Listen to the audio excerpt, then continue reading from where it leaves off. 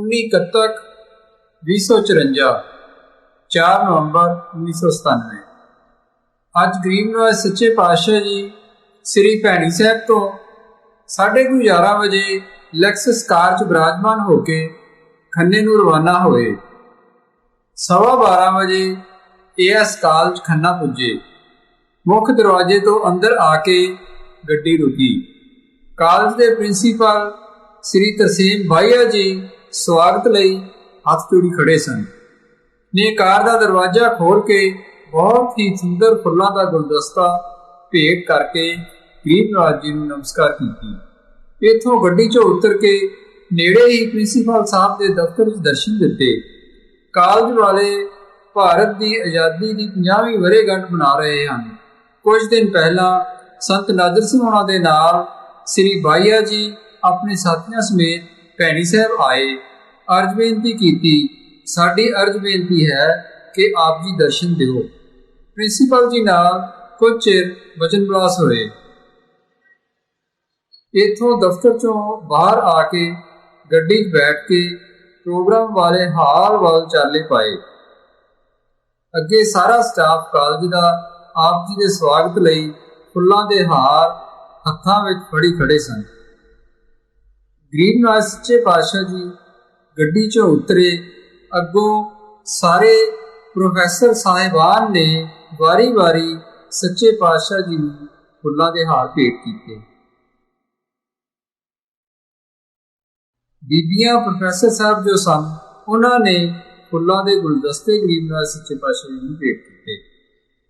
ਗਰੀਬ ਨਵਾਜ਼ ਜੀ ਹਾਲ ਵਿੱਚ ਪੁੱਜੇ। ਵਿਦਿਆਰਥੀਆਂ ਨੇ ਖੜੇ ਹੋ ਕੇ ਤਾੜੀਆਂ ਮਾਰ ਕੇ ਆਪ ਜੀ ਦਾ ਸਵਾਗਤ ਕੀਤਾ। ਆਪ ਜੀ ਸਟੇਜ 'ਤੇ ਆਏ। ਵਿਸ਼ੇ ਆਸਨ 'ਤੇ ਬਿਰਾਜਮਾਨ ਹੋਣ ਵੇਲੇ ਵਿਦਿਆਰਥੀਆਂ ਨੂੰ ਬੈਠਣ ਦਾ ਇਸ਼ਾਰਾ ਕੀਤਾ। ਪ੍ਰੋਫੈਸਰ ਦਰਸ਼ਨ ਸਿੰਘ ਨੇ ਮਾਈਕ 'ਤੇ ਆ ਕੇ ਸਤਿਗੁਰੂ ਜੀ ਨੂੰ ਜੀ ਆਇਆਂ ਕਿਹਾ।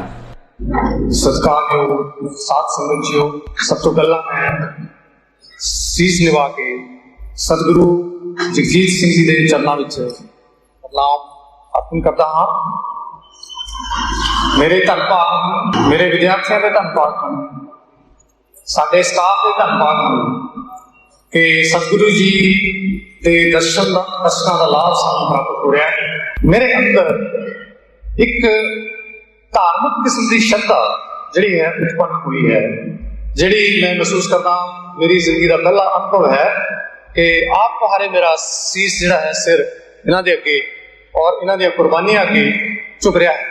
ਇਹ ਨਾਮਧਾਰੀ ਪਰੰਪਰਾ ਇਹ ਸ਼ਾਂਤੀ ਔਰ ਸੱਚਾਈ, ਸਦਾਚਾਰ, ਸਹਿਨਸ਼ੀਲਤਾ, ਸਾਦਗੀ, ਸਫਾਈ ਔਰ ਸੁੰਦਰਤਾ ਦੀ ਪ੍ਰਤੀਕ ਹੈ।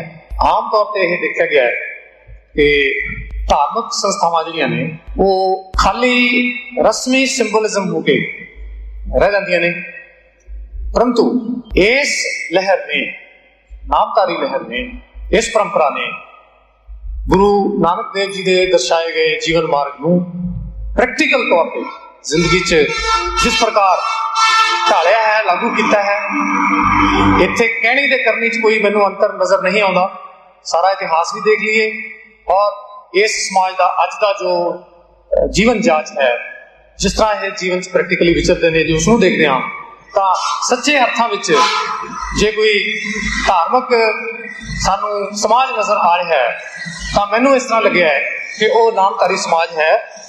ਇਸ ਲਈ ਸਾਡੇ ਲਈ ਇੱਕ ਬਹੁਤ ਹੀ ਸੁਭਾਗਾ ਦਿਨ ਹੈ ਕਿ ਤੁਹਾਨੂੰ ਇਸ ਸੰਬੰਧ ਵਿੱਚ ਜਾਣਕਾਰੀ ਦੇਣ ਦਾ ਅਵਸਰ ਮਿਲਿਆ, ਸਾਨੂੰ ਇਸ ਬਾਰੇ ਜਾਣਨ ਦਾ ਮੌਕਾ ਮਿਲਿਆ ਔਰ ਸਤਿਗੁਰਾਂ ਦੇ ਦਰਸ਼ਨ ਕਰਨ ਦਾ ਵੀ ਮੌਕਾ ਮਿਲਿਆ ਹੈ। ਅੱਜ ਵੀ ਸਤਿਗੁਰੂ ਜਗਜੀਤ ਸਿੰਘ ਜੀ ਦੀ ਰਹਿਨੁਮਾਈ ਹੇਠ ਇਹ ਨਾਮਧਾਰੀ ਸਮਾਜ ਇੱਕ ਨੇਕ, ਸੱਚੇ ਸੁੱਚੇ ਔਰ ਸਾਫ਼ ਸੁਥਰੇ ਜੀਵਨ ਦੀ ਮਿਸਾਲ ਜਿਹੜੀ ਹੈ ਉਹ ਬਣੇ ਹੋਏ ਨੇ ਔਰ ਸਾਡੇ ਸਾਰਿਆਂ ਲਈ ਚਾਨਣ ਮੁਨਾਰਾ ਨੇ।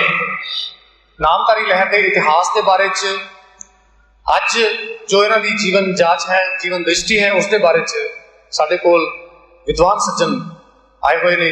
ਉਹ ਆਪਣੇ ਲੈਕਚਰਾਂ ਰਾਹੀਂ ਤੁਹਾਨੂੰ ਇਸ ਨਾਲ ਵਾਕਿਫ ਕਰਾਉਣਗੇ। ਸੋ ਬਹੁਤਾ ਸਮਾਂ ਉਹਨਾਂ ਵਿਚਕਾਰ ਨਾ ਠਹਿਰਦਾ ਹੋਇਆ ਔਰ ਸਤਿਗੁਰੂ ਜੀ ਦੇ ਚਰਨਾਂ ਵਿੱਚ ਇੱਕ ਵਾਰ ਫੇਰ ਨਮਸਕਾਰ ਕਰਦਾ ਹੋਇਆ ਮੈਂ ਪ੍ਰਿੰਸੀਪਲ ਤਰਸੇਮ ਭਾਈਆ ਜੀ ਨੂੰ ਬੇਨਤੀ ਕਰਦਾ ਕਿ ਉਹ ਵਿਧੀਵਤ सतगुरु जी का स्वागत कर उन्होंने जी आए प्रिंसिपल साहब। सरकार जो सतगुरु जगजीत सिंह जी हो, मेरे प्यारे साथियों, मेरे अति प्यारे विद्यार्थियों, जिस तरह हुणे दर्शन सिंह जी कह रहे सन, साडे कॉलेज की अज बहुत ही सुभागा अवसर है, एक बहुत शुभ दिहाड़ा है कि साडे विच सतगुरु जी आप विराजमान ने, साडे सन्मुख ने। जिस तरह मैं अक्सर जिक्र करता रहना अपने विद्यार्थियों नाल, ये धरती जिस धरती से सानू साह लैन का, सानू जन्म लैन का सुभाग प्राप्त होगा, ये बड़ी प्राचीन सभ्यता की धरती है, खास करके ये पंजाब और इलाका नेड़ का, जिथे भी कहा जाता कि मानव जाति ने सब तो पहला कदम शायद इस इलाके पर रखा। ये वो धरती है जिथे ऋषि, गुरु, पीर, मुनि निरंतर आते रहे और लोगों उन्होंने जीवन अच्छा बनाने अपना पेश होते रहे। इसे धरती को मान प्राप्त है जिथे वेदां की रचना हुई, इसे धरती को मान प्राप्त है जिथे महाभारत का कृष्ण महाराज ने संदेश दिता, इसे धरती को मान प्राप्त है कि गुरु ग्रंथ साहब की रचना इस धरती से हुई। तो इस धरती दे जो एडी साडी उच्ची सुच्ची पुरानी रवायत है, उसको जानना, उसके नाल जुड़ना, ये साडी पुरानी इच्छा रही है। और इस धरती ने बड़ी खूबसूरत लहर प्राचीन काल नवे समय भी पैदा की। पंजाब का देश है जिसने आजादी की लहर सब तो बड़ा योगदान हिंदुस्तान च पाया, कोई दोरावा नहीं। इतने नीरियां लहर जो उस वे उठियां, उन्होंने जो मैं कहा कि सब तो मोटी लहर नामधारी लहर सी जिसने अंग्रेज के खिलाफ का डट के लोहा लिया, जिसके सिटे विचों बड़िया कुर्बानियां नामधारी लहर ने की। इतिहास के विद्यार्थी पढ़ते हैं, जानते हैं। सतगुरु राम सिंह जी ने जिस तरह बहादुर शाह जफर को बाहर रखा गया, अंग्रेज ने बाहर देश को भेजी रखा, जिस तरह मलेरकोटले शहीद हुए सेवक, जिस तरह अमृतसर में कुर्बानियां की सेवकों ने किसी को भुलिया हुई नहीं। अज जो अं आजादी की 50वीं वर्षगांठ बना रहे हैं, अज जो इस कार्य की 50वीं वर्षगांठ बना रहे हैं, तो साड़ी बड़ी इच्छा सी, पुरानी साडे मन की ख्वाहिश सी कि इत्थे इस किस्म के जो लहरां ने, जो उन्होंने बहुत सत्कार जो हस्तियां ने नाल जुड़ियां हुई, वो साडे बच्चों के सन्मुख होण। मैं सतगुरु नूं बेनती करन गया सी, इस करके बहुत ही आपकी अपार कृपा है कि आपने साडी बेनती कबूल करके इत्थे दर्शन दिते ने। बहुत आभारी है, आपका स्वागत भी करदा। और ये भी मैं सतगुरु जी को मैं साझी करना चाहना कि साडी संस्था की एक विशेष नुहार, विशेष अनोखी इसकी दिख है। ये संस्था किसी एक मजहब, जात, गोत की संस्था नहीं है। ये संस्था सबकी संस्था है जिसे हर जात, गोत, मजहब का विद्यार्थी अध्यापक इत्थे आउंदा हैगा। और घट्टो घट्ट 100 पिंडां का विद्यार्थी और विद्यार्थियां साडे कोले खंड, खमाणों, भागसों, मलेरकोटला तक के विद्यार्थी इत्थे विद्या हासिल करन आउंदे हैं। और असीं अपने समर्था मुताबिक उन्होंने विद्यार्थियों को शिक्षा देके इत्थे तोड़ते हैं। और पिछले 50 साल जो मैं गल करता गोल्डन जुबली की, मैंने तुहाडे जरूर साझी करना चाहना सतगुरु जी कि इस कॉलेज ने सैकड़े IAS IPS विद्यार्थी पैदा किए हैं। इस कॉलेज विचों ही पुराना DGP मांगट साहब, इसे कॉलेज विचों चंद्रशेखर DIG, इसे कॉलेज विचों मिलिटरी जनरल्स, इसे कॉलेज विचों बहुत सारे IPS ऑफिसर्स, इसे कॉलेज विचों मौजूदा डिप्टी कमिश्नर संगरूर, इसे कॉलेज विचों ही उच्च अधिकारी बहुत पैदा हुए हैं। और इस तो अलावा डॉक्टर इंजीनियर्स इस कॉलेज को किन्ने बन के गए ने, उन्होंने गिनती शायद नहीं की जा सकती। पर एक ना विशेष तौर पर साझा करना चाहूँगा कि आज जो कौमांतरी प्रसिद्धि वाला डॉक्टर है दिल्ली, डॉक्टर क्लेग, वो भी इसे कॉलेज का विद्यार्थी पुराना रहेगा। सो इस संस्था ने अपने वित्त मुताबिक सेवा करने की इस इलाके की मुझको कोशिश की है। और इत्थे वासी खेडों के पक्ष विचों भी साडे विद्यार्थी इंटरनेशनल पद्धर ते बॉक्सर्स, दौड़ दौड़ाक इस संस्था ने पैदा किए हैं। और विद्या के क्षेत्र में मैं साझी गुरु जी तुहाडे नाल गल करना चाहांगा कि इस कॉलेज के कॉमर्स डिपार्टमेंट के विचों विद्यार्थी 9 बारी पंजाब यूनिवर्सिटी तो फस्ट आया साडे कॉलेज का। और MA विचों भी लगातार साडे विद्यार्थी पिछले सालों फस्ट आते रहे हैं। और मैनूं बड़ी खुशी है तुहाडे नाल साझी करदे होए गल साडे विद्यार्थियों का इस करके वडियाई है, साडे अध्यापकों की इस करके वडियाई है कि पंजाब कॉलेज है जिसनों के सारे सरकारी अदारे यूनिवर्सिटियां जीरो नकल वाला कॉलेज मानते हैं। ਜ਼ੀਰੋ ਨਕਲ ਵਾਲਾ ਫਰਕ ਬੰਦੇ ਨੇ। ਸਾਡੇ ਵਿਦਿਆਰਥੀ ਇੱਥੇ ਆਉਂਦੇ ਨੇ, ਆਪਣੀ ਮਿਹਨਤ ਕਰਦੇ ਨੇ, ਸਾਡੇ ਅਧਿਆਪਕ ਇੱਥੇ ਮਿਹਨਤ ਕਰਦੇ ਨੇ, ਔਰ ਜੋ ਸਿੱਖਿਆ ਇੱਥੋਂ ਪ੍ਰਾਪਤ ਹੁੰਦੀ ਆ ਉਸ ਤੋਂ ਬਾਅਦ ਜਾ ਕੇ ਸਾਡੇ ਵਿਦਿਆਰਥੀ ਬਾਹਰ ਸੇਵਾ ਇਸ ਤੋਂ ਕਰਦੇ ਨੇ। ਸੋ ਅਜਿਹੀ ਸੰਸਥਾ ਦੇ ਵਿੱਚ ਆਪ ਦੀ ਚਰਨ ਛੋਹ ਪੈਣ ਨਾਲ, ਅਜਿਹੀ ਸੰਸਥਾ ਵਿੱਚ ਆਪ ਦੇ ਬਚਨ ਸੁਣਨ ਨਾਲ ਮੈਨੂੰ ਉਮੀਦ ਹੈ ਕਿ ਸਾਨੂੰ ਹੋਰ ਬਲ ਮਿਲੇਗਾ, ਸਾਨੂੰ ਹੋਰ ਤਾਕਤ ਮਿਲੇਗੀ ਕਿ ਅਸੀਂ ਇਸ ਸੰਸਥਾ ਦਾ, ਇਸ ਇਲਾਕੇ ਦਾ, ਆਪਣੇ ਬੱਚਿਆਂ ਦੀ ਹੋਰ ਬਿਹਤਰ ਸੇਵਾ ਕਰ ਸਕੀਏ। ਮੈਂ ਇਹ ਤਾਂ ਨਹੀਂ ਕਹਿ ਸਕਦਾ ਕਿ ਇਸ ਸੰਸਥਾ 'ਚ ਕੋਈ ਘਾਟ ਨਹੀਂ ਹੈ, ਕੋਈ ਕਮਜ਼ੋਰੀ ਨਹੀਂ ਹੈ। ਬਹੁਤ ਸਾਰੀਆਂ ਘਾਟਾਂ ਕਮਜ਼ੋਰੀਆਂ ਸਾਨੂੰ ਆਪਣੇ ਕਮਰਿਆਂ ਦੀ ਘਾਟ ਹੈ, ਬਾਉਂਡਰੀ ਨਹੀਂ ਹੈ, ਪਸ਼ੂ ਡੰਗਰ ਕਈ ਵਾਰੀ ਤੁਰੇ ਫਿਰਦੇ ਨੇ, ਬਹੁਤ ਸਾਰੀਆਂ ਘਾਟਾਂ ਕਮਜ਼ੋਰੀਆਂ ਹੈ। ਔਰ ਮੈਂ ਇਹ ਵੀ ਮਹਿਸੂਸ ਕਰਦਾ ਕਿ ਇਹ ਘਾਟਾਂ ਕਮਜ਼ੋਰੀਆਂ ਸਾਡੇ ਲਈ ਕੋਈ ਓਬਸਟਰਕਸ਼ਨ ਨਹੀਂ ਬਣੀਆਂ, ਸਾਡੇ ਲਈ ਚੁਣੌਤੀ ਜ਼ਰੂਰ ਬਣੀਆਂ ਨੇ। ਅਸੀਂ ਇਹਨਾਂ ਘਾਟਾਂ ਕਮਜ਼ੋਰੀਆਂ ਤੇ ਕਾਬੂ ਪਾਉਂਦੇ ਹੋਏ ਲਗਾਤਾਰ ਵਚਨਬੱਧ ਹਾਂ ਕਿ ਅਸੀਂ ਇਸ ਸੰਸਥਾ ਦੀ ਔਰ ਇਸ ਇਲਾਕੇ ਦੀ ਸੇਵਾ ਕਰੀਏ। ਮੈਨੂੰ ਉਮੀਦ ਹੈ ਕਿ ਤੁਹਾਡੇ ਪ੍ਰਵਚਨ ਸੁਣ ਕੇ, ਤੁਹਾਡਾ ਉਪਦੇਸ਼ ਸੁਣ ਕੇ ਮੇਰੇ ਅਧਿਆਪਕ ਸਾਥੀ, ਮੇਰੇ ਵਿਦਿਆਰਥੀ ਹੋਰ ਵੀ ਲਗਨ ਨਾਲ ਕੰਮ ਕਰਨਗੇ ਔਰ ਇਹਨਾਂ ਲੋਕਾਂ ਦੀ ਦੇਸ਼ ਦੀ ਹੋਰ ਅੱਛੀ ਸੇਵਾ ਕਰ ਸਕਣਗੇ। ਇਸ ਕਰਕੇ ਮੈਂ ਬਹੁਤ ਹੀ ਆਪਣੇ ਵੱਲੋਂ, ਆਪਣੇ ਸਾਥੀਆਂ ਵੱਲੋਂ, ਆਪਣੇ ਵਿਦਿਆਰਥੀਆਂ ਵੱਲੋਂ, ਇਸ ਇਲਾਕੇ ਵੱਲੋਂ ਔਰ ਮੈਨੇਜਿੰਗ ਕਮੇਟੀ ਵੱਲੋਂ ਮੈਂ ਆਪ ਜੀ ਦਾ ਆਪਣੇ ਚਰਨਾਂ ਸਿਰ ਨੀਵਾਂ ਕਰਕੇ ਆਪ ਜੀ ਦਾ ਹਾਰਦਿਕ ਸਵਾਗਤ ਕਰਦਾ। ਬਹੁਤ ਜੀ ਆਇਆਂ।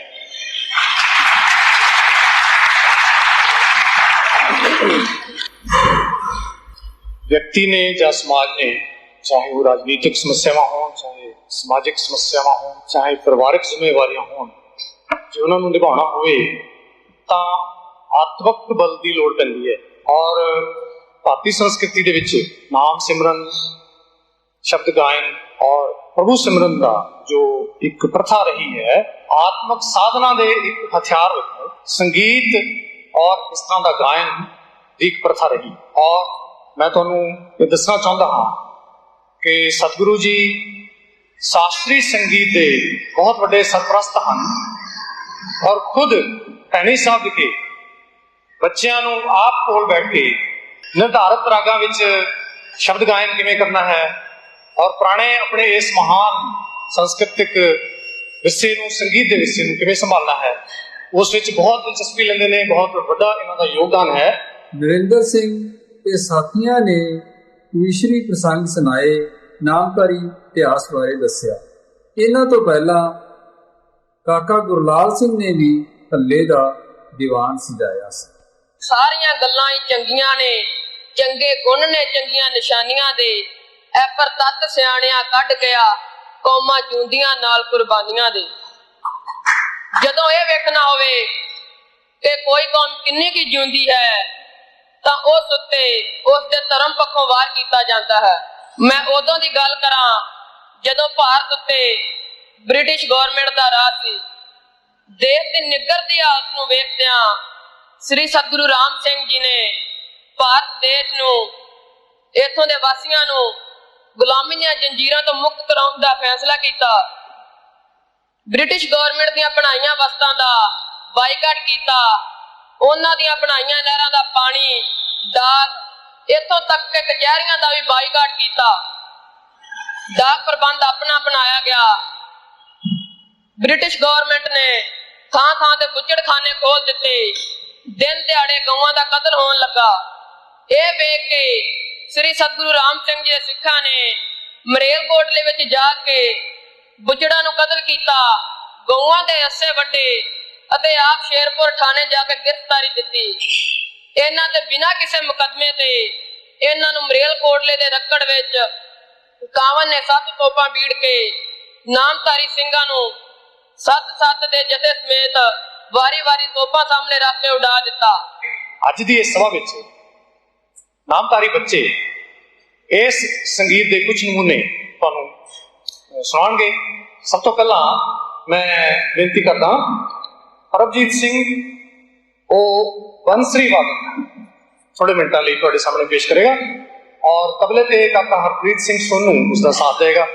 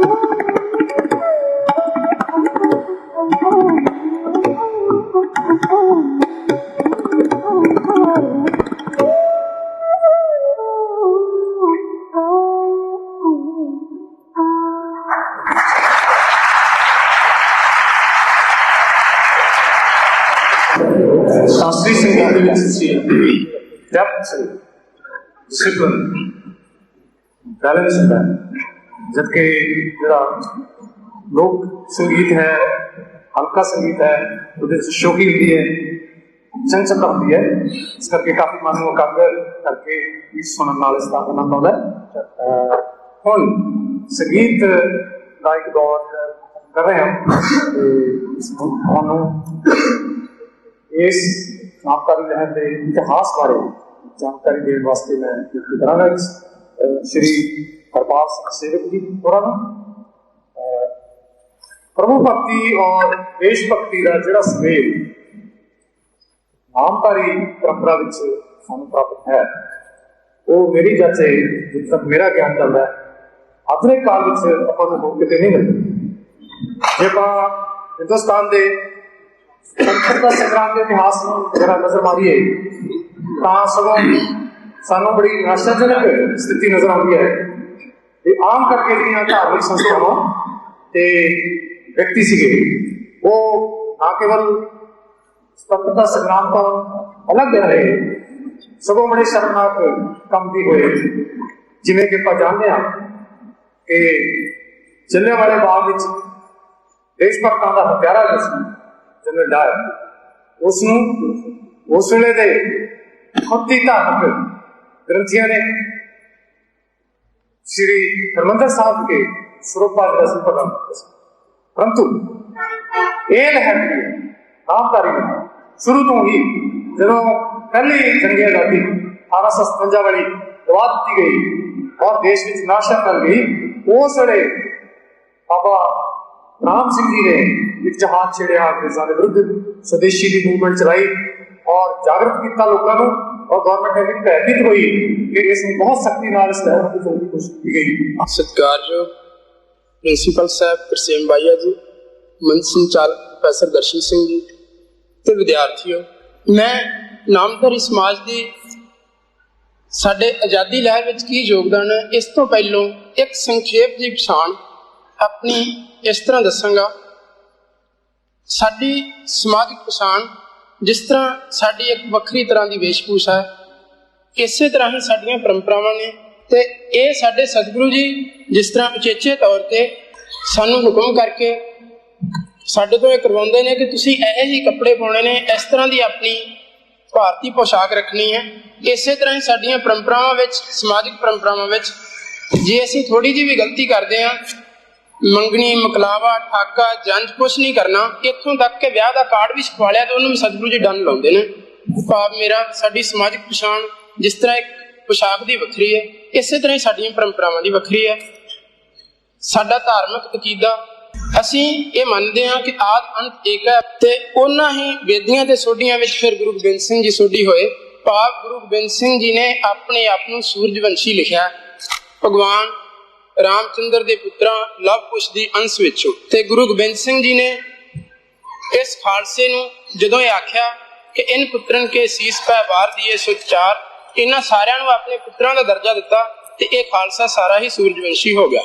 सो असीं अपने आप नूं भारतीय संस्कृति दे सनातन धर्म दे आद काल तो जिहड़ा अकाल पुरख वल्लों चलाया गया ਉਹਦਾ शुद्ध स्वरूप ਮੰਨਦੇ ਹਾਂ, ਜਿਹੜਾ भगवान कृष्ण ने गीता विच आख्या सी कि मैं हर युग विच अवतरित हुंदा हां धर्म के शुद्ध स्वरूप नूं जिउंदिਆਂ रखण लई। साडे सतगुरु जी किरपा करते हैं, सतगुरु प्रताप सिंह जी के पवित्र उपदेश विच रिकॉर्ड होया कि नामधारियो तुसीं ते भारतीय संस्कृति का एक बीज मात्र रह गए हो, इस नूं शुद्ध रूप विच साਂਭ के रखो। ये सी साडी समाजिक ते धार्मिक पछाण। इस तो अगे आई साडी राजनीतिक खेत्र विच देन। सतगुरु राम सिंह सच्चे पातशाह जी 1816 ईस्वी नूं राइयां पिंड विखे अवतरित होए। युवा अवस्था विच महाराजा रणजीत सिंह जी फौज विच भर्ती होए। उन्होंने आज़ादी नूं हंडाया सी, आज़ादी दा सूरज सिखरां ते वेख्या सी, इहदे सारे कारण भी वेखे सी जिहदे करके गिरावट आई। ते उसे समय फौज विच सन जदों महाराजा नौ निहाल सिंह दी रेजिमेंट विच सन, वो आख्या करदे सन कि यह साडा राज चंद दिनां दा ही है, लोभ स्वार्थ साडे हाकमां विच आ चुका, इस करके छेती ही राज खत्म हो जाएगा। इसी तरह ही होया। जदों 100 साल हो चुका सी अंग्रेजां नूं भारत विच काबज होया ते अखां टड्डी बैठे सी पंजाब ते 100 साल बाद ਪੰਜਾਬ ਵੀ ਉਹਨਾਂ ਦੇ ਕਬਜ਼ੇ ਵਿੱਚ ਆ ਗਿਆ ਤੇ ਪੂਰੀ ਤਰ੍ਹਾਂ ਸਾਡੇ ਦੇਸ਼ ਤੇ ਉਹ ਕਾਬਜ਼ ਹੋ ਚੁੱਕੇ ਸੀ। ਸਤਿਗੁਰੂ ਰਾਮ ਸਿੰਘ ਜੀ ਨੇ ਵੇਖਿਆ ਕਿ ਏਡੀ ਵੱਡੀ ਫੌਜ ਦੀ ਲੜਾਈ ਵਿੱਚ ਸਿੱਖ ਫੌਜ ਹਾਰ ਚੁੱਕੀ ਹੈ, ਹਥਿਆਰਾਂ ਨਾਲ ਇਸ ਵੇਲੇ ਇਹਨਾਂ ਨਾਲ ਨਹੀਂ ਲੜਿਆ ਜਾ ਸਕਦਾ। ਲੋੜ ਉਹਨਾਂ ਸਾਰੇ ਕਾਰਨਾਂ ਦੀ ਹੈ, ਉਹਨਾਂ ਕਾਰਨਾਂ ਨੂੰ ਠੀਕ ਕਰਨ ਦੀ ਜਿਨ੍ਹਾਂ ਕਰਕੇ ਇਹ ਗ੍ਰਾਵਟਾਈ ਦੇ ਰਾਜ ਭਾਗ ਖੁੱਸਿਆ। ਉਸ ਆਤਮਿਕ ਬਲ ਨੂੰ ਤਾਕਤ ਦੇਣ ਦੀ ਲੋੜ ਹੈ। ਸੋ ਸਤਿਗੁਰੂ ਜੀ ਨੇ ਆਪ ਸ੍ਰੀ ਭੈਣੀ ਸਾਹਿਬ ਆ ਕੇ ਇੱਕ ਕਠਿਨ ਪਹਿਲੋਂ ਤਪ ਕੀਤਾ। ਉਸ ਤੋਂ ਬਾਅਦ ਆਜ਼ਾਦੀ ਦਾ ਪ੍ਰਚਾਰ ਸ਼ੁਰੂ ਇਸ ਗੱਲ ਤੋਂ ਕੀਤਾ ਕਿ ਜਿਨ੍ਹਾਂ ਨੇ ਆਜ਼ਾਦੀ ਲੈਣੀ ਹੈ ਉਹ ਪਹਿਲੋਂ ਆਤਮਿਕ ਤੌਰ ਤੇ ਆਜ਼ਾਦ ਹੋਣ, ਉਹ ਮਾਨਸਿਕ ਤੇ ਸਮਾਜਿਕ ਬੁਰਾਈਆਂ ਦੇ ਅਧੀਨ ਨਾ ਹੋਣ, ਉਹ ਇੱਥੋਂ ਤੱਕ ਆਜ਼ਾਦ ਹੋਣ ਕਿ ਉਹਨਾਂ ਨੂੰ ਮੌਤ ਦਾ ਬੰਧਨ ਵੀ ਬੰਧਨ ਨਾ ਜਾਪੇ, ਫਿਰ ਇਹ ਆਜ਼ਾਦੀ ਲੈ ਸਕਣਗੇ। 13 ਅਪ੍ਰੈਲ 1857 ਨੂੰ ਵਿਸਾਖੀ ਵਾਲੇ ਦਿਨ ਸਤਿਗੁਰੂ ਜੀ ਨੇ ਸ੍ਰੀ ਭੈਣੀ ਸਾਹਿਬ ਵਿਖੇ ਖਾਲਸੇ ਦੀ ਪੁਨਰ ਸਰਜੀਤੀ ਕੀਤੀ, ਮੁੜ ਅੰਮ੍ਰਿਤ ਛਕਾਇਆ ਸਿੱਖਾਂ ਨੂੰ ਤੇ ਗੁਰੂ ਗੋਬਿੰਦ ਸਿੰਘ ਜੀ ਦੀ ਰਹਿਤ ਮਰਜ਼ਾਦਾ ਜਿਹੜੀ ਪੰਜਾਬ ਵਿੱਚੋਂ ਅਲੋਪ ਹੋ ਚੁੱਕੀ ਸੀ, ਨਿਰੇ ਅੰਗਰੇਜ਼ ਦੇ ਅਸਰ ਕਰਕੇ ਨਹੀਂ ਸਗੋਂ ਸਿੱਖ ਰਾਜ ਦੇ ਅੰਤਲੇ ਦਿਨਾਂ ਵਿੱਚ ਵੀ, ਤੋਂ ਸਤਿਗੁਰੂ ਜੀ ਨੇ ਹਜੂਰ ਸਾਹਿਬ ਭਾਈ ਰਾਏ ਸਿੰਘ ਨੂੰ ਭੇਜਿਆ। ਉਹ ਉੱਥੋਂ ਸਾਰੀ ਮਰਜ਼ਾਦਾ ਲਿਖ ਕੇ ਲਿਆਏ, ਉਹਦੇ ਅਨੁਸਾਰ ਸਾਰੀਆਂ ਪਰੰਪਰਾਵਾਂ ਸ਼ੁਰੂ ਕੀਤੀਆਂ। ਸੋ ਸਤਿਗੁਰੂ ਜੀ ਨੇ 13 ਅਪ੍ਰੈਲ ਨੂੰ ਅੰਮ੍ਰਿਤ ਛਕਾ ਕੇ ਸਭ ਤੋਂ ਪਹਿਲਾਂ ਸਮਾਜ ਸੁਧਾਰ ਦੀ ਗੱਲ ਤੋਰੀ। ਸ਼ੁਰੂ ਵਿੱਚ ਅੰਗਰੇਜ਼ਾਂ ਨੇ ਇਸ ਲਹਿਰ ਨੂੰ, ਨਾਮਧਾਰੀ ਲਹਿਰ ਨੂੰ, ਇਹ ਨਹੀਂ ਸਮਝਿਆ ਕਿ ਇਹ ਸਾਡੇ ਵਾਸਤੇ ਕਿਸੇ ਤਰ੍ਹਾਂ ਦੀ ਖਤਰਨਾਕ ਹੈ। ਪਰ ਛੇਤੀ ਹੀ ਜਦੋਂ ਉਹਨਾਂ ਨੇ ਇਹ ਵੇਖਿਆ, ਕਿਉਂਕਿ ਅੰਗਰੇਜ਼ ਈਸਟ ਇੰਡੀਆ ਕੰਪਨੀ ਰਾਹੀਂ ਭਾਰਤ ਵਿੱਚ ਇੱਕ ਵਪਾਰੀ ਕੌਮ ਬਣ ਕੇ ਆਏ ਸੀ, ਉਹਨਾਂ ਨੇ ਰਾਜ ਕਰਕੇ ਵਪਾਰ ਨਹੀਂ ਕੀਤਾ, ਉਹਨਾਂ ਨੇ ਵਪਾਰ ਕਰਦਿਆਂ ਹੋਇਆਂ ਸਾਡੇ ਤੇ ਆਣ ਕੇ ਕਾਬਜ਼ ਹੋਏ, ਸਾਨੂੰ ਲੜਾ ਕੇ ਪਾੜੋ ਤੇ ਰਾਜ ਕਰੋ ਦੀ ਨੀਤੀ ਨਾਲ।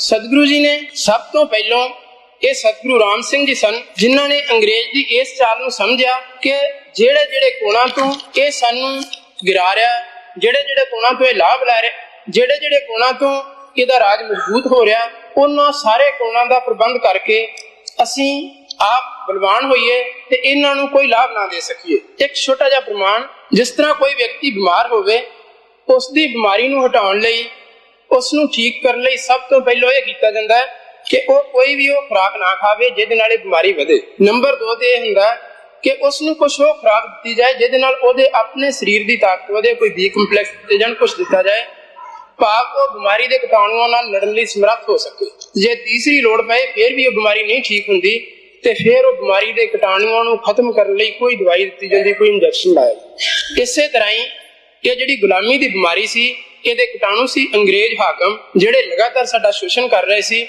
ਉਹਨਾਂ ਨੂੰ ਲਾਭ ਕਿੱਥੋਂ ਮਿਲ ਰਿਹਾ ਸੀ?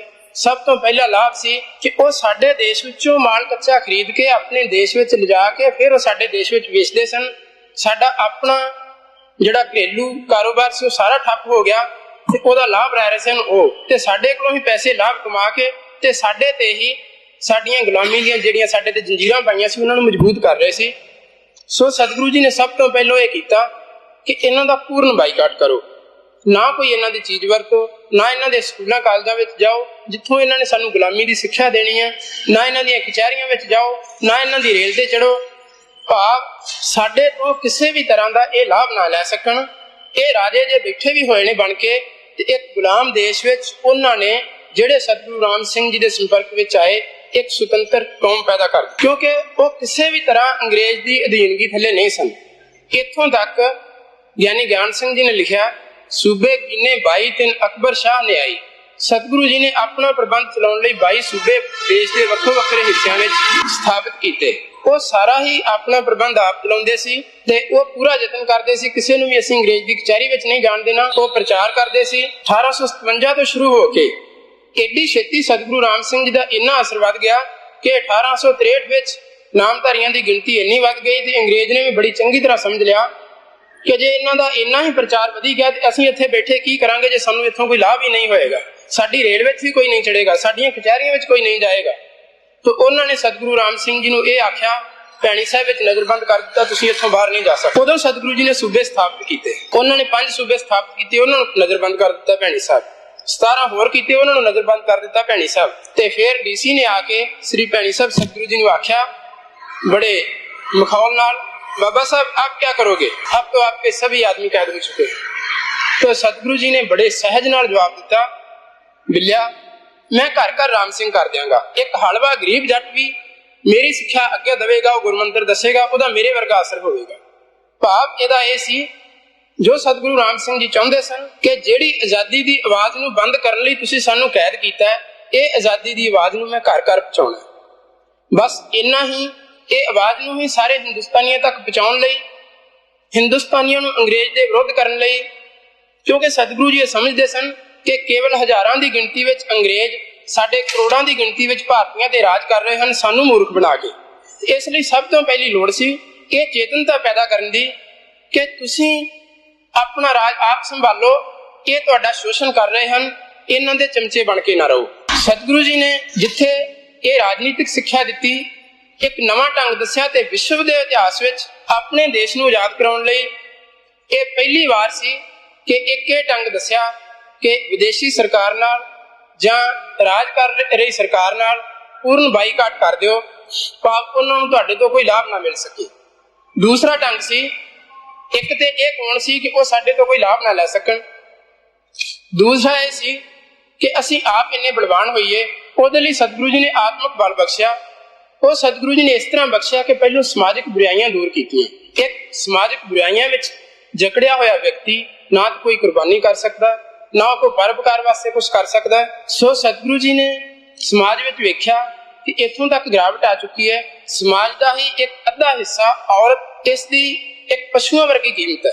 ਉਸ ਵੇਲੇ ਲੜਕੀਆਂ ਨੂੰ ਮਾਰਿਆ ਜਾਂਦਾ ਸੀ, ਵੇਚਿਆ ਜਾਂਦਾ ਸੀ, ਵੱਟਾ ਕੀਤਾ ਜਾਂਦਾ ਸੀ, ਤੇ ਪੂਰੀ ਤਰ੍ਹਾਂ ਇਹ ਸੀ ਕਿ ਇੱਕ ਵਾਰ ਭਾਵੇਂ ਜਵਾਨੀ ਦੀ ਉਮਰ ਵਿੱਚ ਹੀ ਔਰਤ ਵਿਧਵਾ ਹੋ ਗਈ ਲੜਕੀ, ਉਹਨੂੰ ਕੋਈ ਹੱਕ ਨਹੀਂ ਕਿ ਉਹ ਵਿਆਹ ਕਰਾ ਸਕੇ, ਤੇ ਹੋ ਸਕੇ ਤੇ ਉਹਨੂੰ ਆਪਣੇ ਪਤੀ ਨਾਲ ਉਸਦੇ ਨਾਲ ਸਾੜਿਆ ਜਾਵੇ। ਤੇ ਪਤੀ ਉਹ ਚਾਹੇ ਇੱਕ ਔਰਤ ਦੇ ਹੁੰਦਿਆਂ ਵੀ 2-3 ਹੋਰ ਲਏ, ਪਰ ਪਤਨੀ ਜੇ ਉਹਦਾ ਪਤੀ ਚੜਾਈ ਕਰ ਗਿਆ, ਉਹ ਨਾ ਵਿਆਹ ਕਰਾ ਸਕਦੀ ਹੈ। ਉਹ ਸਾਰੀ ਉਮਰ ਜਾਂ ਤੇ ਤਾਨੇ ਮਿਹਣੇ ਸਮਾਜ ਦੇ ਜਰੇ ਇਹਨਾਂ ਦੇ ਦੁੱਖ ਭੋਗੇ, ਜਾਂ ਉਹਦੇ ਨਾਲ ਜਿਉਂਦੀ ਸੜ ਕੇ ਮਰੇ। ਤੇ ਬਹੁਤ ਸਾਰੀਆਂ ਬਾਅਦ ਦੀ ਇਹ ਨਰਕ ਭਰੀ ਜ਼ਿੰਦਗੀ ਜੂਣ ਨਾਲੋਂ ਸੜ ਕੇ ਮਰਨਾ ਚੰਗਾ ਸਮਝਦੇ ਸੀ। ਸੋ ਸਤਿਗੁਰੂ ਜੀ ਨੇ ਇੱਥੋਂ ਤੱਕ ਕੀਤਾ, ਨਾ ਮਿਲਵਰਤਨ ਨੂੰ ਕੇਵਲ ਰਾਜਨੀਤਿਕ ਆਜ਼ਾਦੀ ਲੈਣ ਲਈ ਨਹੀਂ ਵਰਤਿਆ, ਸਗੋਂ ਸਮਾਜ ਸੁਧਾਰ ਦੇ ਵਾਸਤੇ ਵੀ। ਆਪਣੇ ਹੁਕਮਨਾਮੇ ਵਿੱਚ ਉਹਨਾਂ ਨੇ ਲਿਖਿਆ, ਲੜਕੀ ਮਾਰੇ, ਵੇਚੇ, ਵੱਟਾ ਕਰੇ, ਉਸਦੇ ਘਰ ਦਾ ਅੰਜਲ ਨਹੀਂ ਗ੍ਰਹਿਣ ਕਰਨਾ, ਉਸਨੂੰ ਸੰਗਤ ਵਿੱਚ ਨਹੀਂ ਵੜਨ ਦੇਣਾ। ਜਦੋਂ ਇਸ ਤਰ੍ਹਾਂ ਦਾ ਹੋ ਗਿਆ ਤੇ ਇੱਕ ਪਿੰਡ ਵਿੱਚ ਜਿੱਥੇ ਜੇ ਅੱਧੀ ਗਿਣਤੀ ਨਾਮਧਾਰੀਆਂ ਦੀ ਸੀ, ਤੇ ਉਹਨਾਂ ਨੇ ਇਹੋ ਜਿਹੇ 1-2 ਬੰਦਿਆਂ ਨੇ ਇਹੋ ਜਿਹੀ ਹਰਕਤ ਕੀਤੀ, ਬਾਈਕਾਟ ਕੀਤਾ। ਕੁੱਲ ਮਿਲਾ ਕੇ ਥੋੜੇ ਹੀ ਚਿਰ ਵਿੱਚ ਪੂਰੇ ਸਮਾਜ ਵਿੱਚੋਂ, ਪੂਰੇ ਪੰਜਾਬ ਵਿੱਚੋਂ ਇਹ ਪ੍ਰਥਾ ਹੀ ਖਤਮ ਹੋ ਗਈ। ਇੱਕ ਇਹ ਕੀਤਾ, ਲੜਕੀਆਂ ਨੂੰ ਮਾਰਨਾ ਬੰਦ ਕੀਤਾ। ਦੂਸਰਾ ਇਹ ਕੀਤਾ ਕਿ ਵਿਧਵਾ ਵਿਆਹ ਸ਼ੁਰੂ ਕੀਤੇ, ਤੇ ਇਹ ਹੁਕਮ ਕੀਤਾ ਕਿ ਕੋਈ ਔਰਤ ਵਿਧਵਾ ਨਾ ਰਹੇ, ਕਿਉਂਕਿ ਉਸ ਵੇਲੇ ਲੋੜ ਸੀ ਉਸ ਪਰੰਪਰਾ ਨੂੰ, ਜਿਹੜੀ ਇੱਕ ਮਾੜੀ ਪਰੰਪਰਾ ਚੱਲੀ ਹੋਈ ਸੀ, ਉਹਨੂੰ ਤੋੜ ਕੇ ਚੰਗੀ ਤੋਰਨ ਦੀ। ਤੇ ਸਤਿਗੁਰੂ ਜੀ ਦਾ ਹੁਕਮ ਸਿੱਖਾਂ ਨੇ ਇਵੇਂ ਮੰਨਿਆ ਕਿ ਪੁੱਤਰਾਂ ਨੇ ਲਾਵਾਂ ਪੜੀਆਂ ਤੇ ਮਾਤਾ ਤੇ ਪਿਓ ਨੇ ਫੇਰੇ ਲਏ। ਫਿਰ ਸਤਿਗੁਰੂ ਜੀ ਦਾ ਇਸ ਤਰ੍ਹਾਂ ਦਾ ਅਸਰ ਸੀ। ਸ਼ਹੀਦ ਭਗਤ ਸਿੰਘ ਜੀ ਨੇ ਇੱਕ ਬਹੁਤ ਲੰਮਾ ਲੇਖ ਲਿਖਿਆ ਨਾਮਧਾਰੀ ਲਹਿਰ ਬਾਰੇ, ਪਰ ਉਹਦੇ ਚੋਂ ਮੈਂ ਕੁਝ ਕੁ ਟੂਕ ਮਾਤਰ ਬੇਨਤੀ ਕਰਾਂਗਾ। ਉਹ ਲਿਖਦੇ ਨੇ, ਗੁਰੂ ਰਾਮ ਸਿੰਘ ਬੜੇ ਪ੍ਰਤਾਪੀ ਤੇ ਪ੍ਰਭਾਵਸ਼ਾਲੀ ਵਿਅਕਤੀ ਸਨ। ਉਹਨਾਂ ਦੇ ਅਸਾਧਾਰਨ ਆਤਮ ਬਲ ਬਾਰੇ ਬਹੁਤ ਸਾਰੀਆਂ ਗੱਲਾਂ ਪ੍ਰਸਿੱਧ ਹਨ। ਕਹਿੰਦੇ ਹਨ, ਉਹ ਜਿਸ ਦੇ ਕੰਨ ਵਿੱਚ ਸਿੱਖਿਆ ਦਾ ਮੰਤਰ ਪੜ੍ਹ ਦਿੰਦੇ ਸਨ, ਉਹੀ ਉਹਨਾਂ ਦਾ ਪਰਮ ਭਗਤ ਤੇ ਚੇਲਾ ਹੋ ਜਾਂਦਾ ਸੀ। ਜਦ ਇਹ ਗੱਲ ਪ੍ਰਸਿੱਧ ਹੋਈ ਤਾਂ 2 ਬਦਮਾਸ਼ ਅੰਗਰੇਜ਼ਾਂ ਵੱਲੋਂ ਉਹਨਾਂ ਦੀ ਸ਼ਕਤੀ ਦੀ ਪ੍ਰੀਖਿਆ ਲੈਣ ਭੇਜੇ ਗਏ। ਉਹਨਾਂ ਕਿਹਾ ਸੀ, ਅਸੀਂ ਵੇਖਾਂਗੇ ਸਾਡੇ ਤੇ ਕੀ ਅਸਰ ਹੁੰਦਾ ਹੈ। ਪਰ ਸਿੱਖਿਆ ਬਾਅਦ ਉਹਨਾਂ ਦੇ ਸ਼ਖਸੀ ਦੋਸ਼ ਵੀ ਦੂਰ ਹੋ ਗਏ। ਡਾਕਟਰ ਗੋਕਲ ਚੰਦ ਇੱਕ ਲੇਖ ਵਿੱਚ ਲਿਖਦੇ ਹਨ ਕਿ ਉਹਨਾਂ ਦੀ ਦਾਦੀ ਦਾ ਭਰਾ ਹੁੱਕਾ ਪੀਂਦਾ ਸੀ। ਇੱਕੋ ਵਾਰ ਹੀ ਗੁਰੂ ਜੀ ਦੇ ਦਰਸ਼ਨਾਂ ਦਾ ਉਸ ਤੇ ਇਹ ਅਸਰ ਹੋਇਆ ਕਿ ਉਸਦਾ ਜੀਵਨ ਹੀ ਬਦਲ ਗਿਆ, ਉਹ ਦੇਵਤਾ ਬਣ ਗਿਆ। ਸਰਕਾਰ ਨੇ ਵੀ ਪਰਖਣਾ ਚਾਹਿਆ, ਇੱਕ ਸਬ ਇੰਸਪੈਕਟਰ ਭੇਜਿਆ। ਉਹ ਬੜਾ ਖੁਸ਼ ਸੀ ਕਿ ਮੈਂ ਇਹਨਾਂ ਦੇ ਸਾਰੇ ਭੇਦ ਖੋਲ ਕੇ ਬਹੁਤ ਸਾਰਾ ਨਾਮ ਲਵਾਂਗਾ। ਪਰ ਹੋਇਆ ਕਿ ਉਸਨੇ ਆਉਂਦਿਆਂ ਹੀ ਅਸਤੀਫਾ ਦੇ ਦਿੱਤਾ। ਅਫਸਰਾਂ ਨੇ ਪੁੱਛਿਆ, ਅਸਤੀਫਾ ਕਿਉਂ ਦਿੰਦਾ ਹੈ? ਉੱਤਰ ਸੀ, ਗੁਰੂ ਜੀ ਦਾ ਇਹੀ ਹੁਕਮ ਹੈ। ਉਹ ਕਹਿੰਦੇ ਹਨ, ਵਿਦੇਸ਼ੀ ਹਾਕਮਾਂ ਦੀ ਨੌਕਰੀ ਨਾ ਕਰੋ। ਸਤਿਗੁਰੂ ਜੀ ਦਾ ਸਮਾਜ ਦੇ ਉੱਤੇ ਇਸ ਤਰ੍ਹਾਂ ਦਾ ਅਸਰ ਸੀ। ਉਹਨਾਂ ਦੇ ਸੰਪਰਕ ਵਿੱਚ ਜਿਹੜਾ ਵੀ ਆਇਆ, ਇੱਥੋਂ ਤੱਕ ਕਿ ਜਿੰਨੇ ਵੀ ਪੰਜਾਬ ਦੇ ਰਈਸ ਸੀ, ਰਾਜੇ ਸੀ, ਉਹ ਤੇ ਅੰਗਰੇਜ਼ ਦੇ ਭਗਤ ਸੀ। ਉਸ ਵੇਲੇ ਤੁਸੀਂ ਸਮਝਦੇ ਹੋ, ਜਦੋਂ ਸਮੁੰਦਰ ਵਿੱਚ ਤੂਫਾਨ ਆਇਆ ਹੋਵੇ, ਜਦੋਂ ਲਹਿਰਾਂ ਉੱਚੀਆਂ ਉੱਚੀਆਂ ਉੱਠ ਰਹੀਆਂ ਹੋਣ, ਜੇ ਉਦੋਂ ਕੋਈ ਉੱਥੇ ਸਕੀ ਕਰਨ ਲਈ ਉਹਦੇ ਵਿੱਚ ਜਾਂਦਾ, ਉਸ ਨੂੰ ਹੀ ਬਹਾਦਰ ਸਮਝਿਆ ਜਾਏਗਾ। ਸ਼ਾਂਤ ਸਾਗਰ ਵਿੱਚ ਤੇ ਹਾਰ ਕੇ ਠਿੱਲ ਪੈਂਦਾ। ਇਸੇ ਤਰ੍ਹਾਂ ਜਦੋਂ ਨਾਮਧਾਰੀਆਂ ਨੇ ਦੇਸ਼ ਦੀ ਆਜ਼ਾਦੀ ਦਾ ਬੀੜਾ ਚੁੱਕਿਆ, ਉਦੋਂ ਅੰਗਰੇਜ਼ ਦੇ ਦੁਸ਼ਮਣ ਹੈ ਹੀ ਸੀ, ਪੂਰੇ ਦੇ ਪੂਰੇ ਸਾਡੇ ਆਪਣੇ ਹੀ ਦੁਸ਼ਮਣ ਸੀ। ਮਲੇਰਕੋਟਲੇ ਵਿੱਚ ਨਾਮਧਾਰੀਆਂ ਨੂੰ ਉਡਾਉਣ ਵਾਲੀਆਂ ਸਾਰੀਆਂ ਹੀ ਤੋਪਾਂ ਸਿੱਖ ਮਹਾਰਾਜਿਆਂ ਦੀਆਂ ਸੀ। ਉਹਨਾਂ ਨੂੰ ਉਡਾਉਣ ਵਾਲੇ ਤੋਪ 'ਚ ਹੀ ਸਿੱਖ ਪਾਏ ਗਏ ਸੀ। ਇਸੇ ਤਰ੍ਹਾਂ ਮਹਾਰਾਜਾ ਪਟਿਆਲਾ ਨੇ ਸਤਿਗੁਰੂ ਰਾਮ ਸਿੰਘ ਜੀ ਦੀ ਪ੍ਰੀਖਿਆ ਲੈਣ ਲਈ ਜਦੋਂ ਇਹ ਭੇਜਿਆ ਕਿ ਉਹਨਾਂ ਦਾ ਵੇਖੀਓ ਕੀ ਮੰਤਰ ਦਿੰਦੇ ਨੇ, ਕੀ ਉਹ ਕਰਦੇ ਨੇ ਜਿਹਦੇ ਨਾਲ ਉਹਨਾਂ ਦੇ ਸਿੱਖ ਬਣ ਜਾਂਦੇ ਨੇ, ਉਹਨਾਂ ਦੇ ਪਰਮ ਭਗਤ ਹੋ ਜਾਂਦੇ ਨੇ, ਤੇ ਸਰਦਾਰ ਹੀਰਾ ਸਿੰਘ, ਲਹਿਣਾ ਸਿੰਘ, ਇਹਨਾਂ ਨੂੰ ਕੁਝ ਵਿਅਕਤੀਆਂ ਨਾਲ ਭੇਜਿਆ ਗਿਆ। ਪਹਿਲੋਂ ਕੁਝ ਭੇਜੇ, ਉਹ ਵਾਪਸ ਨਾ ਆਏ, ਫਿਰ ਭੇਜੇ, ਵਾਪਸ ਨਾ ਆਏ। ਜਦੋਂ ਉਹਦੇ ਹਾਜ਼ਰ ਬਾਦਸ਼ਾਹ ਵਿੱਚੋਂ ਭੇਜਿਆ ਗਿਆ ਉਹ ਜਾ ਕੇ ਵਾਪਸ ਆ ਗਏ। ਪਰ ਉਹਨਾਂ ਨੇ ਆ ਕੇ ਜਦੋਂ ਉਹਨਾਂ ਨੂੰ ਪੁੱਛਿਆ, ਦੱਸੋ ਤੁਹਾਨੂੰ ਕੀ ਦੱਸਿਆ? ਉਹਨਾਂ ਨੇ ਆਖਿਆ, ਜੇ ਤੁਹਾਨੂੰ ਲੋੜ ਹੈ ਤਾਂ ਤੁਸੀਂ ਆਪ ਜਾ ਕੇ ਪੁੱਛ ਲਓ, ਸਤਿਗੁਰੂ ਜੀ ਦਾ ਹੁਕਮ ਨਹੀਂ ਦੱਸੂਗਾ। ਮਹਾਰਾਜ ਨੇ ਆਖਿਆ, ਮੈਂ ਤੈਨੂੰ ਨੌਕਰੀ ਵਿੱਚੋਂ ਕੱਢ ਦਿਆਂਗਾ। ਉਹਨੇ ਆਖਿਆ, ਮੈਂ ਜਿਸ ਮਹਾਰਾਜ ਦੀ ਨੌਕਰੀ ਕਰ ਲਈ ਉਹ ਰਾਜਿਆਂ ਦਾ ਰਾਜਾ, ਹੁਣ ਅਸੀਂ ਤੇਰੀ ਨੌਕਰੀ ਕਰਾਂਗੇ ਵੀ ਨਹੀਂ। ਸਰਦਾਰ ਹੀਰਾ ਸਿੰਘ ਹੋਰੀ ਨਿਕਲੇ, ਉਹਨਾਂ ਦੇ ਨਾਲ 100 ਘੋੜਸਵਾਰ ਉਸੇ ਵੇਲੇ ਨਿਕਲ ਆਏ ਤੇ ਉਹ ਹੀ ਸਰਦਾਰ ਹੀਰਾ ਸਿੰਘ ਸੀ ਜਿਹੜੇ ਮਲੇਰਕੋਟਲੇ ਸਾਕੇ ਦੇ ਮੁਖੀ ਸਨ, ਜਿਹੜੇ ਤੋਪ ਦੇ ਸਾਹਮਣੇ ਸਭ ਤੋਂ ਪਹਿਲਾਂ ਆਏ ਸੀ ਤੇ ਜਿਨ੍ਹਾਂ ਨੇ ਤੋਪ ਦੇ ਅੱਗੇ ਖਲੋ ਕੇ ਜਦੋਂ ਕਾਮਨ ਨੇ ਉਹਨਾਂ ਨੂੰ ਪੁੱਛਿਆ, ਕਿਉਂਕਿ 15 ਤੇ 16 ਜਨਵਰੀ ਨੂੰ ਹੀ ਇਹ ਸਾਰੀ 15 ਜਨਵਰੀ 14-15 ਜਨਵਰੀ ਨੂੰ ਇਹ ਸਾਕਾ ਵਾਪਰਿਆ, ਬਿਨਾਂ ਕੋਈ ਮੁਕੱਦਮਾ ਚਲਾਇਆ, ਬਿਨਾਂ ਉਹਨਾਂ ਦੀ ਕੁਛ ਤਫਤੀਸ਼ ਕੀਤਿਆਂ ਉਹਨਾਂ ਨੂੰ ਤੋਪਾਂ ਦੇ ਸਾਹਮਣੇ ਉਡਾਇਆ ਗਿਆ ਸੀ।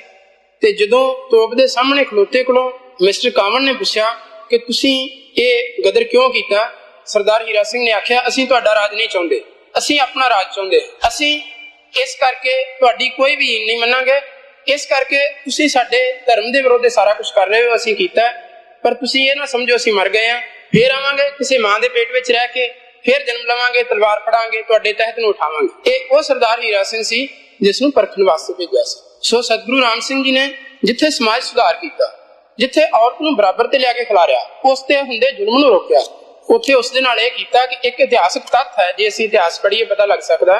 ਗੁਰੂ ਗੋਬਿੰਦ ਸਿੰਘ ਜੀ ਨੇ ਜਦੋਂ ਅੰਮ੍ਰਿਤ ਛਕਾਇਆ ਉਦੋਂ ਕੇਵਲ ਸਿੰਘਾਂ ਨੂੰ ਛਕਾਇਆ ਗਿਆ ਸੀ। ਸਤਿਗੁਰੂ ਰਾਮ ਸਿੰਘ ਜੀ ਨੇ ਪਹਿਲੀ ਵੇਰ ਸਿਆੜ ਪਿੰਡ ਔਰਤਾਂ ਨੂੰ ਵੀ ਅੰਮ੍ਰਿਤ ਛਕਾਇਆ। ਇਸ ਤੋਂ ਬਹੁਤ ਹੀ ਵੱਡੀ ਗੱਲ ਕਿ ਉਸ ਸਮੇਂ ਜਦੋਂ ਔਰਤ ਦੀ ਕੀਮਤ ਇੱਕ ਪਸ਼ੂਆਂ ਵਰਗੀ ਸੀ ਤੇ ਸਤਿਗੁਰੂ ਰਾਮ ਸਿੰਘ ਜੀ ਨੇ ਇੱਕ 20 ਸਾਲਾ ਨੌਜਵਾਨ ਔਰਤ ਨੂੰ, ਜਿਹੜੇ 22 ਸੂਬੇ ਸਥਾਪਿਤ ਕੀਤੇ ਸੀ, ਬੀਬੀ ਹੁਕਮੀ ਨੂੰ ਸੂਬਾ ਸਥਾਪਿਤ ਕੀਤਾ, ਉਸਨੇ ਬਹੁਤ ਸਾਰਾ ਪ੍ਰਚਾਰ ਕੀਤਾ, ਔਰਤਾਂ ਵਿੱਚ ਜਾਗਰਤੀ ਲਿਆਂਦੀ। ਜਿਹੜੇ ਮਲੇਰਕੋਟਲੇ ਸਾਕੇ ਵਿੱਚ ਸ਼ਹੀਦ ਗਏ ਸੀ, ਮਾਈ ਇੰਦ ਕੌਰ ਤੇ ਖੇਮ ਕੌਰ, ਸ਼ਹੀਦੀ ਝੰਡੇ ਫੜ ਕੇ ਇਹ ਦੋ ਉਹਨਾਂ ਦੇ ਨਾਲ ਜਾ ਰਹੀਆਂ ਸੀ। ਇਹਨਾਂ ਨੂੰ ਔਰਤਾਂ ਹੋਣ ਕਰਕੇ ਤੋਪਾਂ ਨਾਲ ਨਹੀਂ ਸੀ ਉਡਾਇਆ ਗਿਆ ਤੇ ਕੁਝ ਚਿਰ ਦੀ ਕੈਦ ਭੁਗਤ ਕੇ ਇਹਨਾਂ ਨੂੰ ਘਰੇ ਭੇਜ ਦਿੱਤਾ ਗਿਆ ਸੀ। ਇਹ ਤੇ ਸਤਿਗੁਰੂ ਜੀ ਨੇ ਕੀਤਾ, ਸਮਾਜ ਸੁਧਾਰ ਕੀਤਾ ਤੇ ਇਹਨੇ ਬਲਵਾਨ ਕਰ ਦਿੱਤਾ, ਜਿਨ੍ਹਾਂ ਨੂੰ ਮੌਤ ਦਾ ਇੱਕ ਬੰਧਨ ਇਸ ਤਰ੍ਹਾਂ ਦਾ ਜਾਪਦਾ ਸੀ ਸਿਰਫ ਕਿ ਜਿਸ ਤਰ੍ਹਾਂ ਸੱਪ ਆਪਣੀ ਕੁੰਝ ਲਾ ਕੇ ਛੱਡ ਕੇ ਚਲਾ ਜਾਂਦਾ। 1863 ਤੋਂ ਲੈ ਕੇ 1867 ਤੱਕ ਸਤਿਗੁਰੂ ਜੀ ਸ੍ਰੀ ਭੈਣੀ ਸਾਹਿਬ ਰਹੇ, ਸੂਬਿਆਂ ਰਾਹੀਂ ਪ੍ਰਚਾਰ ਹੋਇਆ। 1867 ਵਿੱਚ ਸਤਿਗੁਰੂ ਜੀ ਨੇ ਪਹਿਲੀ ਵਾਰ ਸੱਤਿਆਗ੍ਰਹਿ ਕੀਤਾ ਆਪਣੇ ਪ੍ਰਬੰਧ ਰਾਹੀਂ ਹੀ, ਕਿਉਂਕਿ ਹੁਕਮ ਸੀ ਕਿ ਅੰਗਰੇਜ਼ ਦੀ ਡਾਕ ਦੀ ਵੀ ਵਰਤੋਂ ਨਹੀਂ ਕਰਨੀ, ਨਾਮਧਾਰੀਆਂ ਦਾ ਆਪਣਾ ਡਾਕ ਪ੍ਰਬੰਧ ਸੀ ਤੇ ਉਹ ਪੂਰਾ ਦਾ ਪੂਰਾ ਗੁਪਤ ਸੀ। ਇੱਕ ਸਿੱਖ ਇਸ ਪਿੰਡ ਤੋਂ ਦੂਸਰੇ ਪਿੰਡ ਜਾਣਾ ਤੇ ਉਹਨੇ ਦੱਸਣਾ ਵੀ ਤੂੰ ਇਸ ਪਿੰਡ ਸਨਾਪ ਚਾਉਣਾ, ਜੋ ਰੋਟੀ ਖਾ ਰਿਹਾ ਛੱਡ ਕੇ ਤੁਰ ਪਏਗਾ, ਜੇ ਹਲ ਵਾਰਿਆ ਉੱਥੇ ਛੱਡ ਕੇ ਤੁਰ ਪਏਗਾ। ਸਾਰੇ ਇਲਾਕਿਆਂ ਵਿੱਚ ਹੁਕਮ ਭੇਜ ਦਿੱਤਾ ਕਿ ਅਸੀਂ ਅਨੰਦਪੁਰ ਸਾਹਿਬ ਹੋਲੇ ਤੇ ਜਾਵਾਂਗੇ। ਜਦੋਂ ਅੰਗਰੇਜ਼ਾਂ ਨੂੰ ਕੁਝ ਚਿਰ ਬਾਅਦ ਪਤਾ ਲੱਗਾ ਕਿ ਇਹ ਤਾਂ ਸਾਰੀ ਜਗ੍ਹਾ ਤੇ ਇਹਨਾਂ ਦਾ ਹੁਕਮ ਪਹੁੰਚ ਵੀ ਗਿਆ, ਸਾਰੇ ਉੱਥੇ ਜਾਣਗੇ, ਅਸੀਂ ਤੇ ਇਹਨਾਂ ਨੂੰ ਰੋਕਿਆ ਹੋਇਆ, ਕਿਉਂ ਜਾ ਰਹੇ ਨੇ। ਡੀਸੀ ਲੁਧਿਆਣਾ ਜਦੋਂ ਸ੍ਰੀ ਭੈਣੀ ਸਾਹਿਬ ਆਇਆ, ਉਹਨੇ ਆ ਕੇ ਸਤਿਗੁਰੂ ਜੀ ਨੂੰ ਰੋਕਿਆ ਕਿ ਤੁਸੀਂ ਅਨੰਦਪੁਰ ਨਾ ਜਾਓ। ਉਹਨਾਂ ਨੇ ਆਖਿਆ, ਅਸੀਂ ਅਨੰਦਪੁਰ ਜਾਵਾਂਗੇ, ਸਾਰੀ ਜਗ੍ਹਾ ਤੇ ਅਸੀਂ ਹੁਕਮ ਭੇਜ ਦਿੱਤਾ, ਤੁਸੀਂ ਸਾਨੂੰ ਨਹੀਂ ਰੋਕ ਸਕਦੇ, ਤੁਹਾਡੇ ਰੋਕਿਆ ਅਸੀਂ ਨਹੀਂ ਰੁਕਾਂਗੇ, ਅਸੀਂ ਹੋਰ ਅਮਨ ਜਾਵਾਂਗੇ।